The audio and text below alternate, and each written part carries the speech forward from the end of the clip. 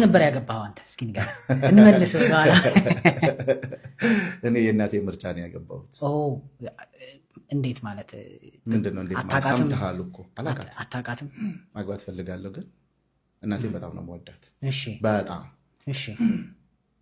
የእናቴ ምርጫ ነው ያገባሁት። እንደውም እዚህ ላይ አንድ ነገር ልንገርሽ። እኔ አልሰማሁም እውነት ለመናገር የገስቶችን ፖድካስት ላይ በደንብ ኢንትረስቲንግ ነው ለመስማት። ፎር ዘ ፈርስት ታይም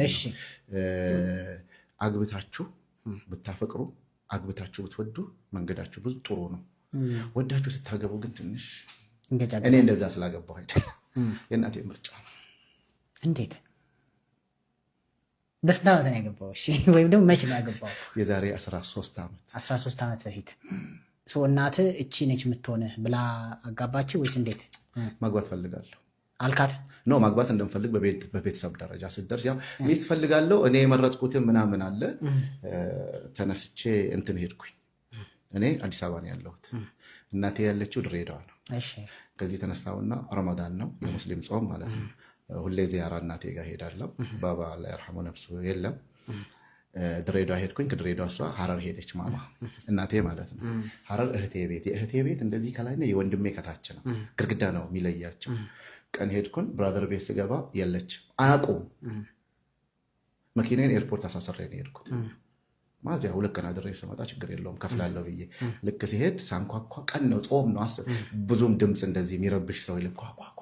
ሲስተር ቤት ናት። በቃ ዝም ብዬ ከዛ አንተ እብድ መጣው እንኳን አትለኝም ብላ አቅፋኝ ስማኝ ምናምን ገባው። ከዛ እንትን አለ ረመዳን ጾም መግሪብ ማለት ነው የሚፈታበት። በዛ ሰዓት ብራዘር ቤት አንድ ማላቃት ሴት አለች ማለት እኔ ቤተሰብ ውስጥ በነገራችን ላይ ቤተሰብ ውስጥ በጣም ከሚረብሹ ከሚጫወቱ የእህቴም ባል የወንድሜም ሚስት ለኔ በጣም እንደዚህ ቅርብ ናቸው። ቤተሰብ ውስጥ የባህሪ ማለት አሁን እኔ ለምሳሌ የወንድሜ ሚስት በእኔ ላይ ብዙ የታላቅ ወንድሜ ሚስት ብዙ ድርሻ አላት። የትልቁ ወንድሜ ሚስት ማለት ነው የዶክተሩ ከኔ አንድ ታላቅ እህቴ ኦል በቃ የወንድሜ ሚስቶችና የእህቴ ባሎች በህይወቴ ውስጥ ሩቅ አይደለሁም። የምፈልገውን ነገር ከእያንዳንዱ ነው። በጣም ነው የማመሰግናቸው በነገራችን ላይ። ከዛ በኋላ ደረሰ እኔ ማላቃት አዲስ ሴት። ከዛ በኋላ እቺን ቀይ ኬት አመጣችሁ አዲስ ሴት እኔ ማላቃት ዝም በል ብራዘር ኢሚዲየት ታላቅ ያለ ዝም በል።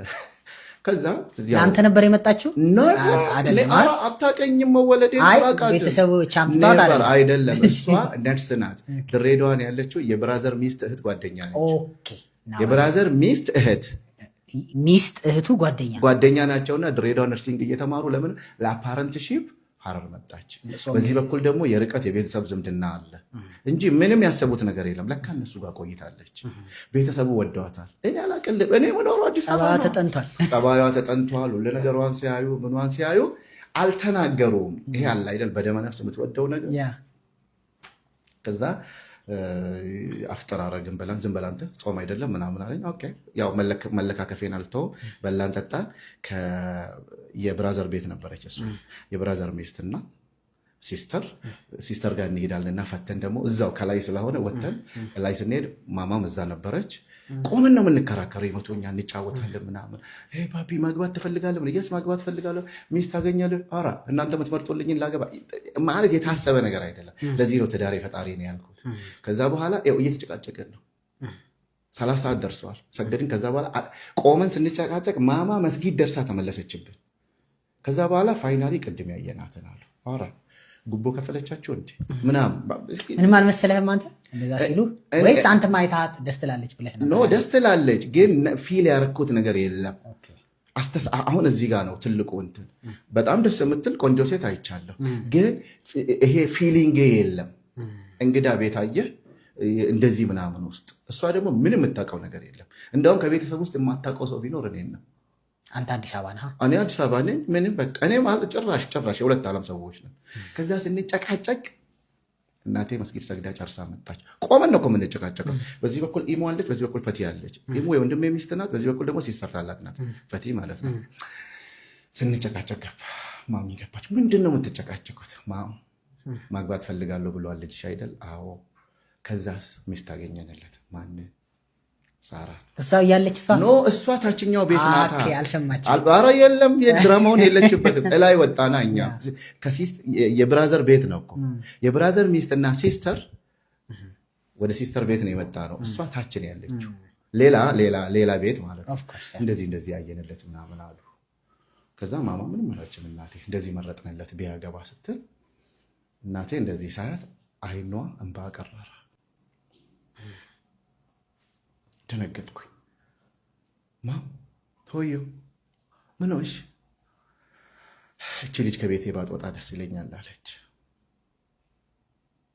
ወዳታለች እንዴ እንባ እስከ ማቅረር። እቺ ልጅ ከቤቴ ባትወጣ አንተ እንኳን እሺ ብለህ ባታገባልኝ ታናሽህም ቢሆን ቢያገባልኝ። አስብ ምን ያህል እንደሄደች ማለት ነው። ደነገጥኩኝ። ደንግጬ ማላቀውን ድንጋጤ እናቴ ፊት በቃ ደነገጥኩኝ። በቃ ይሄን ያህል ከወደድሻት በቃ ከዚች የተሻለች ሴት በቃ ምድር ላይ የለችም። እውነት እኮ ነው። በነገራችን ላይ እንደ ታላላቅ እህቶቻችን እና እንደ እናታችን ሊመርጥልን የሚችል ሰው ግን አለ ብዬ አላም። ለምን እኛን በደንብ ያውቁናል እስከ ጥግ፣ ደካማም ጥሩ ጎናችንን። ከዛ ደግሞ ሴትም ደግሞ ስለሆኑ የሴትን ባህሪ ቶሎ ይረዳሉ። በቃ አልኩኝ። ግን መብቷን አልነካም። አንድ ነገር ወቁ አልኳችሁ። እምቢ ካለችኝ አላስገድዳት። ይሄን ግን እኔም በቃ አላቅማ በእናቴ ውስጥ ወደድኳት። ከዛስ ነገርካት ወይስ እንዴ? ነገርካት አይደለም፣ ባህል አይደለም። እኔ የኔ ባህሪ ትንሽ ወጣ ይላል ቤት ውስጥ። ከዛስ አሁኑኑ ምን ነገር አለበት? ለሷ ከምሽቱ 5 ሰዓት ነው ተኝታለች እኮ እሷ የምታውቀው ነገር የለም። አንተ ነው ያልከው? አዎ በቃ አሁኑኑ። ምክንያቱም እኔ ልመለስ ነው። አዎ አይ በቃ አሁኑኑ። መብቷ ግን መጠበቅ አለበት። ከዛ ከብራዘር ቤት ወረድን። እታች ሄድን። እሷ ተኝታለች። ሌላ ዓለም። የጌታ ኢየሱስ ክርስቶስን መወለድ እኔ ማሰበው ሁሉ ጊዜ ከመስቀል ሞቱ ጋር አያይዤ ነው። የጌታ ኢየሱስ ክርስቶስ መወለድ አምላክ ሰው የሆነበት የመጨረሻ ምክንያቱ ስለ ሰው ልጆች ኃጢአት በመስቀል ላይ ለመሞት ብቻ ነው። እንደውም አንድ ሰው ምን ይላል? ኢንካርኔሽን ኢትስ ኦል አባውት ክሩሲፊክሽን። እና አምላክ ሰው የሆነበት የመጨረሻ የምንለው ምክንያቱ በመስቀል ላይ ስለ ሰው ልጆች ኃጢአት ተሰቃይቶ ኃጢአት የሚጠይቀውን የትኛውንም ክፍያ ከፍሎ ሰዎችን ነፃ ለማውጣት እና ኢየሱስ ሰው የሆነው ሰው ሆኖ ለማየት አይደለም። ሰው ሲኮን እንዴት ነው የሚኮነው ብሎ አይደለም። ሰው የሆነበት የመጨረሻ ምክንያት የሰው ልጆችን ከዘላለም ሞት ፍርድ አድኖ ለዘላለም በእግዚአብሔር ጽድቅ ፊት ለማቆም ነው። እና ይሄ ነው መልእክቱ።